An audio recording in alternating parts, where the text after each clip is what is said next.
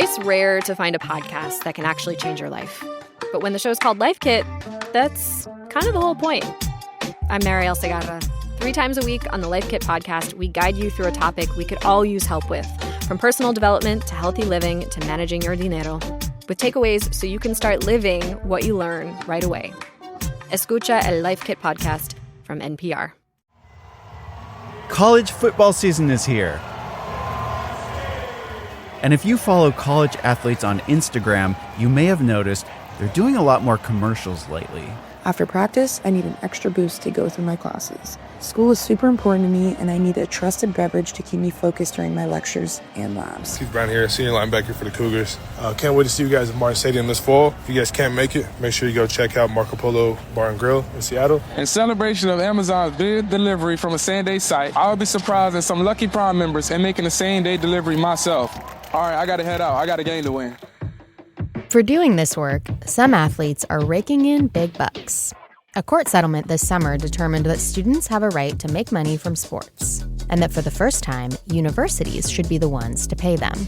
I'm Joshua McNichols. And I'm Monica Nicholsberg. This is Booming, a podcast about the economic forces shaping our lives here in the Pacific Northwest. College athletics have graduated into big money, but that money isn't shared equally. And how this new money flows will determine which college athletic programs thrive and which ones will watch from the sidelines. Today, who should profit from college sports? That's coming up.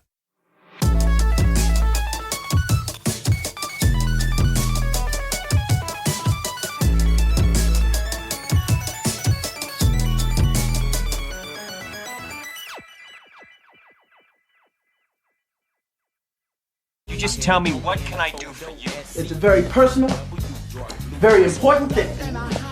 Hell, it's a family motto. Are you ready, Jerry? I'm ready. Just want to make sure you're ready, brother. Here it is. Show me the money. So Joshua, watching some of the fanfare, it really feels like there's no distinction between college football that you watch on Saturday and big NFL games that you watch on Sunday. Right. For a long time, I thought about college sports as being different from professional sports. Athletes, they're not just going to practice, they're also pursuing their degrees, right? Yeah, they're supposed to be students first, athletes second, and they're supposed to be protected from the influence of big money. Well, what is big money in the context of college sports? Here's an example. The University of Washington Athletics made $190 million in revenue in 2024. That comes from ticket sales, primetime TV deals, even one-time cash prizes from conferences and sponsors if the marquee teams like football and basketball win games in the postseason. $190 million is not chump change. No, it's not. Traditionally, universities have reinvested that revenue into things like expensive coaches, upgraded facilities, and to support less popular sports. But historically, even though universities put their players on billboards and sell jerseys with their numbers on them, in the past, that money wasn't allowed to go to student athletes themselves. So those athletes have been arguing in court for a long time now that they deserve to be paid. I mean, they're the reason that money's coming in the first place. But don't athletes kind of get paid through scholarships? I mean, isn't that sort of a fair trade-off? That's true, but athletes argued that a scholarship was out of proportion with the amount of money their work, their brand, and their teams were bringing in. Good morning, everyone.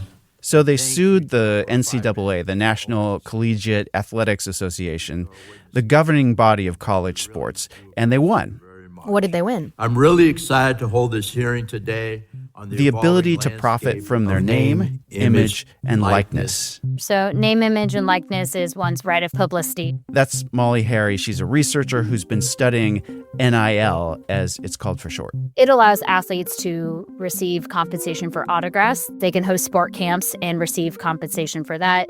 Endorse products via social media, be restaurant sponsors as well, things of that nature. So it can run the gamut for these opportunities, and athletes are really starting to find new and unique ways to access their NIL. My favorite is there were some University of Washington Husky football players who were turned into World of Warcraft characters. And then they appeared as, like orcs and wizards and stuff in this big hype video. That's quite the extracurricular. Okay, so explain to me how this system works. How does the endorsement money make its way into students' pockets? Well, the big picture is that athletes won this right to make money in 2021. But the catch was that universities couldn't pay them directly. Instead, third-party alumni groups called collectives helped connect athletes to the local brands and nonprofits. Critics have called this period since 2021 sort of a wild west of name, image, and likeness deals because there was a sort of race to see who had the wealthiest alumni and who could pay the most. So if you're like the University of Washington, for example, in a city full of a lot of tech money, it's probably like limitless what you could make from wealthy donors, right? Yeah, and you could see why another university like Washington State University might not like that as much, Totally. That changed this summer when universities won the right to help athletes directly. So they're playing the role of broker now, arranging the deals and paying the students. As part of that, the majority of schools now have a set budget they can pay to any and all of their athletes. The idea being that this is more fair, at least competition-wise. Got it. Okay. So how much is a college athlete worth? Well, some football players can earn millions over their college careers. But realistically, your average name, image, and likeness opportunities are a lot less. They can range from a few $100s to maybe a few thousand. It really depends. That's Sophia Ramuno, a pitcher on the UW softball team. There could be brand and product promotion, which usually is around $300 to $600. Some more high-profile sports, they probably are able to earn a living off of it. Sophia didn't want to say exactly what she's earning, but she did tell me that these name, image, and likeness deals have allowed her to buy a car and get through college debt-free. That's unusual these days. It is, and she'll have enough money in the bank left over to sustain her while she settles down into a new apartment and finds a job after college. She wants to work in biotech. I have a friend who studied biotech, and that degree is a lot of work. So how is she managing that on top of sports practice and then making these ads? She alternates between practice and class for most of her day, and after all that's done, she turns to managing her brand. I'll usually do about an hour and a half to 2 hours.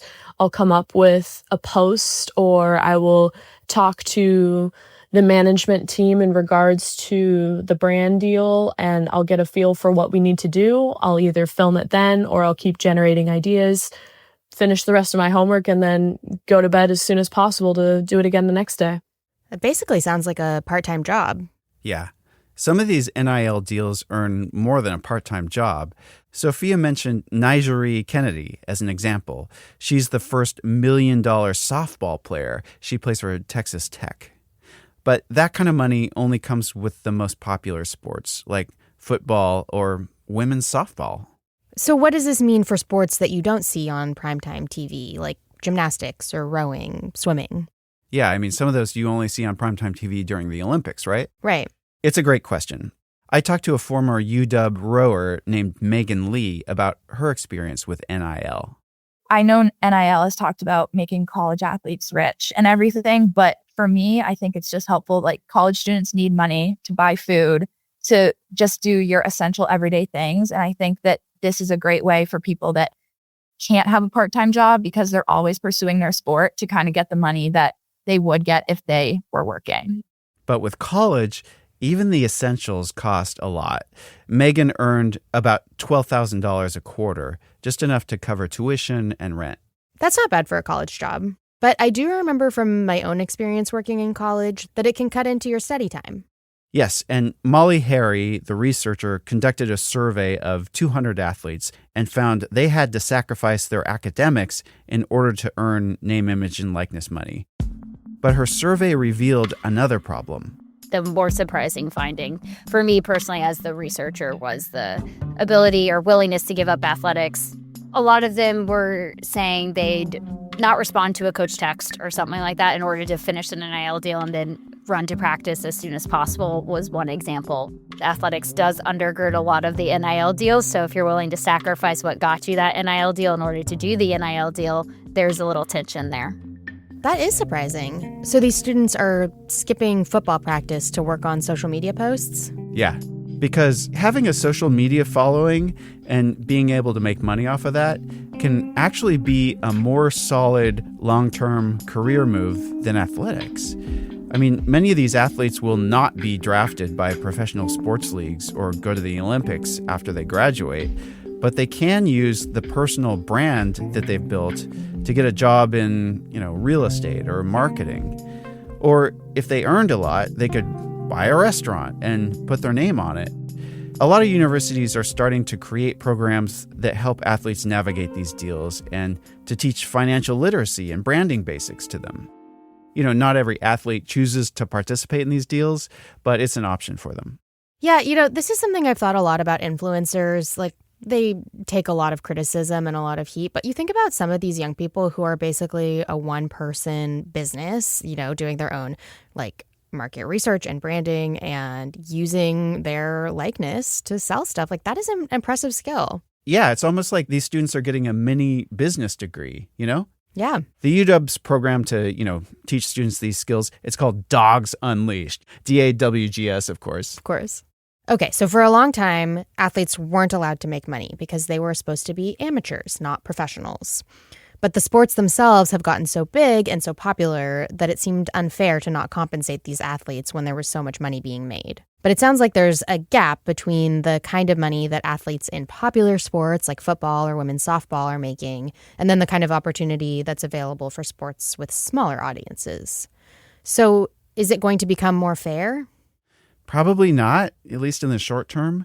I mean, the way money is raised has never been truly fair. This new system, turning universities into brokers, is supposed to help. For example, colleges now have a cap on how much money can be raised to pay their athletes. The idea is to add some fairness and keep athlete deals from shooting into the stratosphere. But this cap also puts pressure on universities to spend their money wisely, and it's already having an effect on the sports that generate less revenue. As college budgets tighten, the first sports to go are programs with smaller audiences, like volleyball. And even as college football reached some of its biggest audiences ever last year, since May of 2024, 41 sports programs have been cut from the top competitive division in college sports. That includes the UW's rival, Washington State. They cut several events from their track and field program, so no more throwing, jumping, and hurdling. The University of Washington, which is now in a bigger, more profitable conference, has not had to cut those same programs. Okay, so not really moving toward fairness in that example. No. I bet Cougar fans are unhappy about this. Yeah. WSU and the UW have been rivals for a long time. Ultimately, those kinds of cuts have affected at least 1,000 athletes in schools across the country. So while many athletes in smaller sports are grateful for the chance to earn the minimum NIL deals, just enough for the essentials, there's a risk to that opportunity if schools choose to stop funding some sports entirely. Interesting. Okay, so even if universities and most athletes are reaping the profits of this new big money era of college sports, that revenue might not trickle down to the less competitive schools and the less watched sports in the future. That's right. This is all changing very quickly. In the short term, we're probably going to see more emphasis on bigger sports and fewer opportunities to play smaller sports in college. That could hurt the U.S.'s chances in the Olympics because a lot of athletes get a lot of practice in those college sports. And then there are a couple of bills in Congress. There's one at the federal level and one at the Washington state level that could further change the relationship between athletes and schools. So if that changes, then it's a whole new ballgame. Yeah, it seems like everyone is still trying to figure out this equation of how you keep college sports college when they seem so professional. Yeah. All right, coming up next, Booming's favorite sporting event, the Endgame.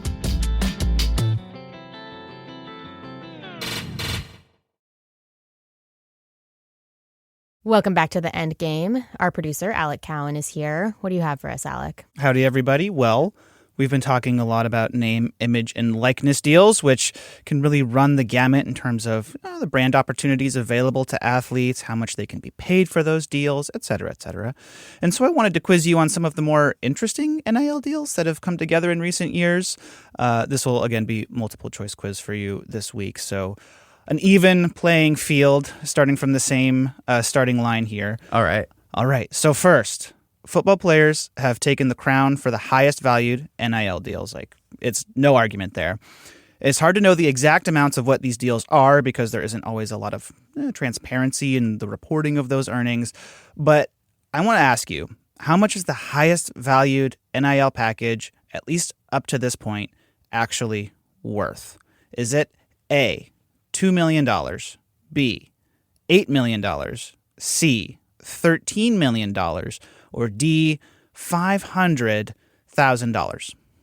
I'm going to guess a $2 million. I'm going to guess $8 million. So the answer is B, $8 million. That is the reported NIL package paid to University of Tennessee quarterback at the time, Nico Iamaleava. He has since transferred to UCLA. It's been kind of a big news story. He was reportedly earning about $2 million a year in NIL. That would have been $8 million total over 4 years. He was looking for $4 million, transferred some schools, and it has not panned out for him. But some other high earners right now, Archie Manning, he's the latest in the line of Manning football royalty. He's the quarterback for University of Tennessee.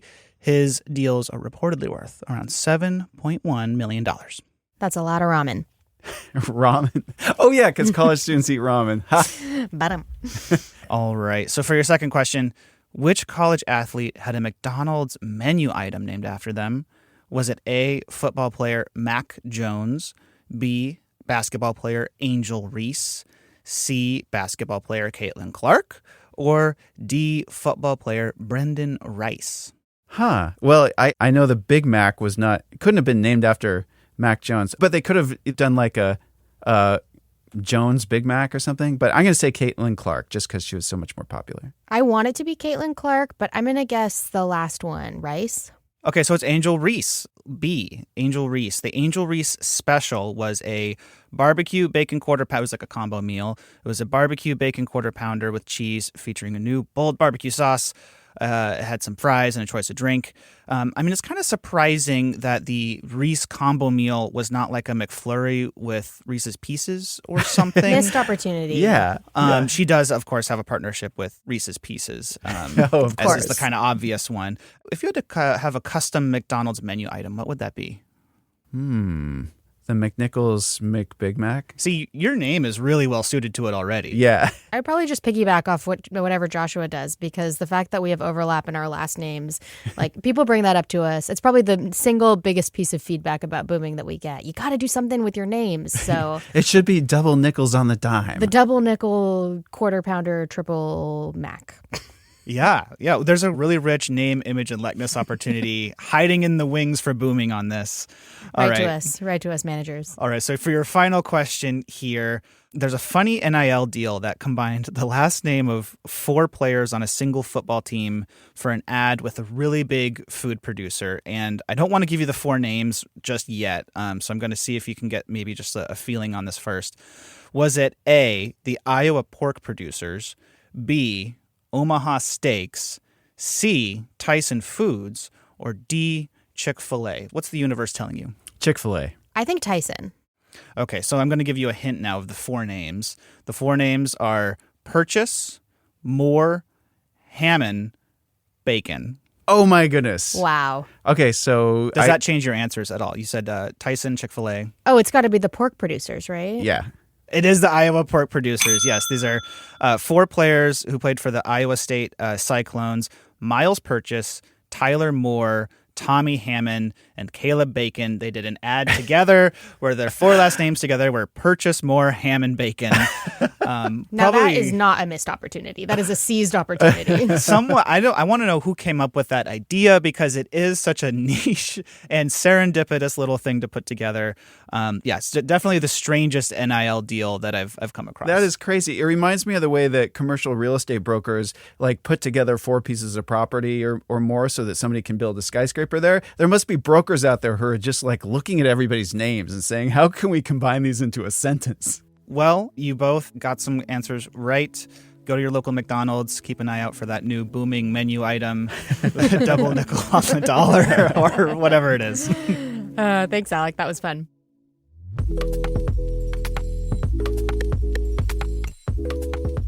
That's it for Booming. Thanks so much for listening. Before we go, we have a question for you. Have you ever found yourself subscribed to a service online or signed up for something and you have no idea how it happened? We want to hear from you. Give us a call at 206-221-7158 and leave a voicemail with your experience that could be featured on an upcoming episode. You can also email us at booming@kuow.org. And special thanks to those of you who are donating to the show. We just had a big pledge drive and you make a big difference. So if you want to donate, go to kuow.org/booming. Our producers are Alec Cowan and Lucy Suchek. Our editor is Carol Smith. I'm Monica Nicholsberg. I'm Joshua McNichols, and we'll see you next time.